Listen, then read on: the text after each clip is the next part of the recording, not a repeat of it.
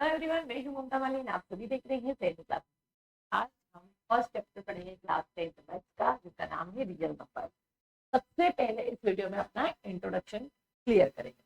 सबसे पहले real number क्या होते हैं, ठीक है। अब रियल नंबर में आपके पास बहुत सारे नंबर्स पड़े होंगे। आपने natural number, whole number, integers पढ़े होंगे, रेशनल नंबर पढ़े होंगे, irrational number, composite number, prime number, ये सब कुछ आपने पढ़ा है क्लास 9th में, ठीक है। यहाँ पे मैं पूरा इंट्रोडक्शन आपको स्टार्टिंग से क्लियर करने वाली।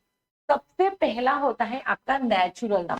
कौन सा होगा आपका नेचुरल नंबर? नेचुरल नंबर कौन से होते हैं? जो आपने अपनी काउंट किए, 1 से स्टार्ट होता है, 1 से जहां तक की काउंटिंग जाती है, ठीक है, वो होते हैं आपके नेचुरल नंबर।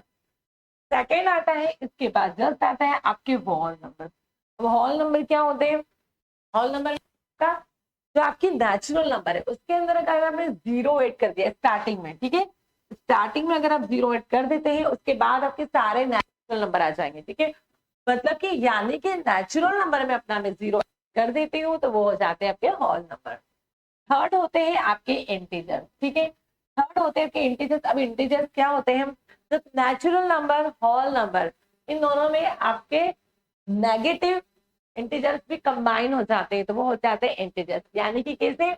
आपके नेचुरल नंबर क्या थे? 1 2 3 4 एंड 5, ठीक है। उसमें अपनों ने क्या जोड़ा? होल नंबर जोड़ा, यानी कि 0 जोड़ा। अब उन्होंने बोला है कि यदि मैं इंटीजर्स भी ऐड कर देती, नेगेटिव इंटीजर्स, यानी कि अगर मैं लेफ्ट साइड देखती हूँ तो 0 के बाद मुझे क्या मिलेगा? -1, -2, -3, -4। यही होता है जब आप ग्राफ प्लॉट करते हो, तो यही होता है एक लाइन के ऊपर।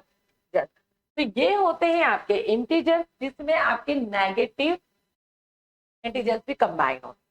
नेक्स्ट होंगे आपके, जो आपको अभी इस पढ़ना, डीपली पढ़ना है आपको, rational number, irrational number. Rational number क्या होते हैं? आपने क्लास 9th में भी पढ़े होंगे, 8th में भी पढ़ा होगा रैशनल नंबर। रैशनल नंबर वो नंबर्स होते हैं जिसको आप पी बाई क्यू के फॉर्म में शो कर सकते हो। रैशनल नंबर वो होते हैं जिसको आप पी बाई क्यू के फॉर्म में शो कर सकते हो। अब पी बाई क्यू क्या होगा? अगर मैंने तो यहाँ पे जैसे लिखा 1/2, मैंने एग्जाम्पल दिया है आपको 1/2, यानी कि एक पी एंड क्यू के फॉर्म में शो, जहां पर क्यू आपका कभी भी 0 नहीं हो सकता है। अब जैसे 3/9 भी एक पी अपॉन क्यू के फॉर्म में मैं लिख सकती हूँ। बट आपका क्वेश्चन होगा क्या 4/4 पॉइंट डेसिमल, यानी कि डेसिमल भी क्या रैशनल नंबर होंगे? डेसिमल, यस, डेसिमल भी रैशनल नंबर होंगे। कैसे? अगर आप मैथ्स में करते हो तो आप क्या करते हो? पॉइंट हटाते हो, 10 देते हो, तो यानी कि 45/10, यानी कि ये पी बाई क्यू के फॉर्म में मैं लिख सकती हूँ, तो ये भी आपका एक रेशनल नंबर होगा। फ्रैक्शन में जो भी डिजिट होगी वो आपके रेशनल नंबर होगा। सिंपल से अगर मैं बोलूं क्या नेचुरल नंबर रेशनल नंबर होंगे?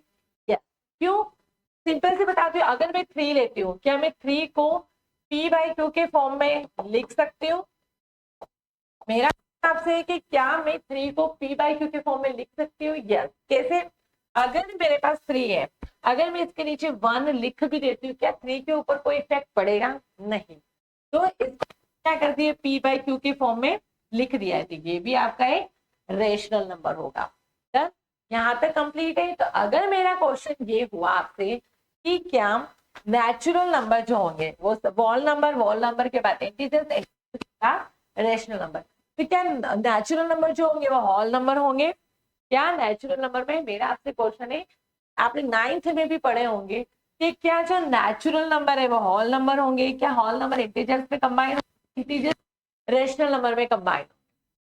आपने क्लास 9th में ये पूरा फर्स्ट चैप्टर ही आपका पढ़ा होगा आपने, ठीक है।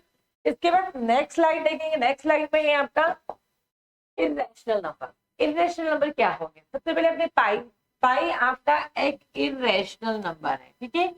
पाई आपका एक इरेशनल नंबर होंगे। अब आपका क्वेश्चन ये होगा कि पाई को हम हमेशा 22/7, पाई की वैल्यू क्या रखते आए? हमेशा अपन 22/7 यही रखने के लिए देते हैं बुक में। हमेशा यही होता है कि क्वेश्चन में आपकी कोई भी वैल्यू होगी तो 22/7 रख के आप उस क्वेश्चन को सॉल्व कर दो। बट ये जो वैल्यू होती है ये सिर्फ आपको क्वेश्चन सॉल्व करने के लिए इजी बनाने के लिए होती है, ठीक है। बट पाई की जो वैल्यू होती है आपने कहीं देखा भी होगा 3.14 होती है, ठीक है। यानी कि कभी खत्म नहीं होता है वो 3.14 भी खत्म नहीं और टर्मिनेट नहीं हो रहा है, वो नॉन टर्मिनेट है, ठीक है। तो डेट, इसलिए पाई जो है आपका एक इरेशनल नंबर होता है। डन, ये हमेशा याद रखना है, ये आपके एमसीक्यूज में पूछ सकते हैं। पाई हमेशा इरेशनल नंबर होगा। नेक्स्ट आता है जो रूट के अंदर जो डिजिट होगी जिसका कंप्लीट स्क्वायर रूट नहीं होता है, रूट के अंदर कोई डिजिट होगी तो वो आपकी सारी इरेशनल नंबर होंगे। मैं आपको बता दूं, जैसे कि मान लो मैंने लिखा √1, √2, √3, √4, √5 एंड √6। डन। मेरा क्वेश्चन है कि ये सारे, क्या मैंने जो रूट में सारी डिजिट लिखी है क्या सारे इरेशनल नंबर है? नहीं। जैसे अगर मैं वन किसका परफेक्ट स्क्वायर होता है? ऑब्वियसली वन का ही होता है, तो ये तो सिंपल से रूट के बाहर आ जाएगा, वन हो जाएगा। √2 से क्या फैक्टर्स होंगे? नहीं होंगे, तो √2 आपका जो होगा √2 ही रहेगा, √3 का कुछ नहीं होगा, √3 ही रहेगा। √4 आपको पता है √4 किसका परफेक्ट स्क्वायर होता है? 2 का, यानी कि 2 का मैं जब स्क्वायर करते हो तो मुझे क्या मिलता है? यानी कि 4 की करके देख लो, 2 2 ठीक है 4, यानी कि मैं जब 2 के फैक्टर्स करूंगी तो मुझे 2 रूट के बाहर मिलेगा, यानी कि 4 जो है आपका वो 2 के फॉर्म में आ जाएगा, मतलब रूट के बाहर आ जाएगा, तो वो आपका इरेशनल नंबर नहीं होगा। ठीक है, उसके बाद आप देखोगे √5 ऐसा ही रहेगा, √6 आपका रूट के बाहर नहीं आएगा। इसके बाद आपका जो √9 है, आप नोट करोगे तो √9 जो है वो आपका बाहर आ जाएगा रूट के। तो यानी कि जो परफेक्ट स्क्वायर है, तो परफेक्ट स्क्वायर याद होने चाहिए 1 to 20 तक। ठीक है, तो आपका 1 है, 4 है, √9 है, ऐसे करके आपके जैसे 4 के डबलिंग करोगे तो कितना आएगा? 16, ये आपका परफेक्ट स्क्वायर है। 8 की डबलिंग करोगे 64 आपका परफेक्ट स्क्वायर है। तो ये सारे क्या जो परफेक्ट स्क्वायर होंगे वो आपके सारे रेशनल नंबर में कंबाइन होंगे, और जो रूट से बाहर नहीं होंगे वो सारे आपके इरेशनल में कंबाइन होंगे। यहाँ तक आपका कंप्लीट। नेक्स्ट स्लाइड हो गया composite number and prime number. Composite number क्या होते हैं, प्राइम नंबर क्या होते हैं, आपने पढ़े होंगे, क्लियर करते हैं। देखो स्टार्टिंग में मैं बताती हूँ प्राइम नंबर्स क्या होंगे। देखो प्राइम नंबर्स वो नंबर्स होंगे जो खुद की टेबल में आएंगे, यानी कि अगर मैं बात करूं 2, 3, 4, 5, 6, 7 एंड 8, 9, 10, इसमें से ऐसे कौन कौन से हैं जो अपने खुद की टेबल में ही आएंगे? अगर आप नोट करोगे जो 2 है, क्या 2 किसी और से डिवाइड होगा? नहीं, 2 ओनली 2 की टेबल से ही डिवाइड होगा या 1 की टेबल से डिवाइड होगा। तो प्राइम नंबर वो नंबर होते हैं जिसके ओनली 2 फैक्टर्स होंगे। कितने फैक्टर्स होंगे? ओनली 2 फैक्टर्स होंगे, यानी कि 2 को अगर मैं डिवाइड करना चाहती हूँ तो वो सिर्फ 2 की टेबल से डिवाइड होगा या सिर्फ 1 की टेबल से डिवाइड होगा। तो 2 होगा आपका प्राइम नंबर, ठीक, 2 होगा आपका प्राइम नंबर। 3 भी आपका एक प्राइम नंबर होगा जो खुद की टेबल से डिवाइड होगा या 1 की टेबल से डिवाइड होगा, तो 3 भी आपका प्राइम नंबर होगा। अगर आप नोट करोगे 4 जो होगा, अगर आप नोट करोगे 4 जो होगा वो खुद की टेबल से भी डिवाइड हो सकता है, 2 की टेबल से भी डिवाइड हो सकता है एंड 1 की टेबल से भी डिवाइड हो सकता है, यानी कि इसके तो मोर देन फैक्टर्स हो गए, 2 से ज्यादा फैक्टर्स है। तो ये होंगे आपके कंपोजिट नंबर, यानी कि जिसके मोर देन फैक्टर्स होंगे, जिसके 2 से ज्यादा फैक्टर्स हुए वो होंगे आपके कंपोजिट नंबर। ठीक है, 4 आपका कंपोजिट नंबर में चला गया। 5 आप नोट करोगे तो वापस प्राइम नंबर, जो कि सिंपल सा 5 की टेबल से डिवाइड होगा या 5 1 की टेबल से डिवाइड होगा।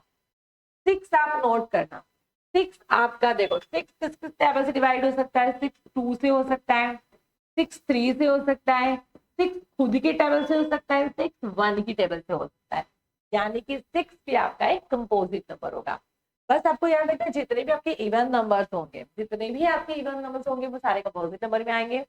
इवन नंबर में याद रखना है कि इवन में 2 जो होता है, 2 भले ही इवन नंबर है पर वो आपका प्राइम नंबर में आएगा। अगर आपने नोट किया हो तो मैंने यहाँ 1 नहीं लिखा है, टेबल तो अपनी काउंटिंग तो अपनी 1 से स्टार्ट होती है, पर मैंने 1 आपको ना तो प्राइम नंबर में दिया है ना ही कंपोजिट नंबर में दिया, तो 1 कहाँ जाएगा? क्वेश्चन आपका होना चाहिए कि 1 कहाँ जाएगा फिर। तो 1 जो होता है 1 एंड एक 0, ये दोनों जो होते हैं ये ना ही प्राइम नंबर में आते हैं ना ही कंपोजिट नंबर में आएंगे, ये आपके आएंगे ना ही प्राइम नंबर में मिलेगा ना ही कंपोजिट में मिलेगा, ये आपको मिलेंगे को प्राइम नंबर होंगे। ठीक है, ये आपका आएगा को प्राइम नंबर। वन जो होगा वो ना ही कंपोजिट नंबर और ना ही प्राइम नंबर, 0 और 1 जो होंगे आपके को प्राइम नंबर्स होंगे। ठीक है, चल उसके बाद नेक्स्ट स्लाइड में बढ़ेंगे अपन। एलसीएम एंड एचसीएफ क्या होता है। एलसीएम का फुल फॉर्म होगा आपका least common factor and HCF होगा आपका हाईएस्ट कॉमन फैक्टर। अब ये आपको एक्सरसाइज में भी करना है, तो मैं आपको सिर्फ इंट्रोडक्शन में इसको थोड़ा सा इजी में समझा रही हूँ। ठीक है, देखो यहाँ पे मेरे पास दो डिजिट है। ठीक है, एक है मेरे पास 26, एक है मेरे पास 91। अगर भी इनके प्राइम फैक्टराइजेशन आपने करे हैं पहले, प्राइम फैक्टराइजेशन आप क्लास 8th से करके आ रहे हैं तो इजी है। 26 का मैं अगर प्राइम फैक्टराइजेशन इधर करूंगी, 91 का मैं इधर करूंगी। ठीक है, तो सबसे पहले मिनिमम 2 से स्टार्ट करते, 2 1 जा 2, 2 3 जा। अब 13 जो है किसी भी टेबल में नहीं आता है, तो 13 खुद की टेबल में आता है। ठीक है, तो प्राइम नंबर है। ठीक है, ये खत्म। अब 91 का देखो, 91 सबसे पहले अगर आप करोगे 3 से 9 तो चला जाएगा बट 1 नहीं जाएगा। उसके बाद 4 से नहीं जाएगा, 5 से नहीं जाएगा, 6 की टेबल से भी नहीं जाएगा, डायरेक्ट 7 की टेबल से देखते हैं। अगर नोट करोगे 7 1 जा 7, 2 डिजिट बची है,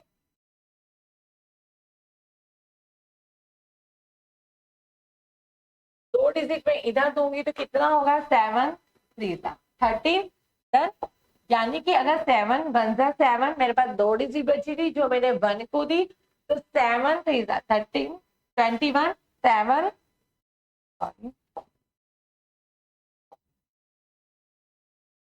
ठीक है, देखो 7 1 जा 7, दो डिजिट बची जो मैंने 1 को दी, तो वो हुआ 21 में, तो 7 3 जा जो होगा आपका होगा 21। यहाँ पे मुझे मिला 13 फिर आपका एक ऐसा नंबर प्राइम नंबर है जो खुद की टेबल में आएगा, यानी कि 31। अब मैंने इन दोनों को कैसे लिखना है, देखो अगर मेरा 26 का मेरा क्या आया है 2 एंड 13 आया है, और 2 कितनी बार है, 2 मेरा 2 एक 1 बार ही है, तो 2 के ऊपर मैं 1 पावर लगा दूं। 13 मेरा 1 बार है तो 1 की पावर लगा दी। अब मेरा नोट करना यहाँ पे 91 को मैं क्या लिख सकती हूँ 7 एंड 7 की पावर 1, क्योंकि एक ही बार है। 13 की पावर 1 एक ही बार है। अगर क्वेश्चन ये हो गया एचसीएफ बताओ, एचसीएफ क्या होता है आपका, एचसीएफ होगा आपका highest common factor.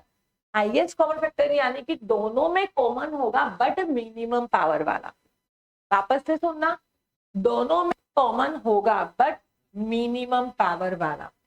Then HCF दोनों में कॉमन क्या, 2 यहाँ पे है, यहाँ पे है नहीं है, 2 यहाँ पे बट बाकी नीचे वाली 91 में 2 नहीं है, तो 2 को नहीं देखेंगे एचसीएफ में। नेक्स्ट देखोगे आप 13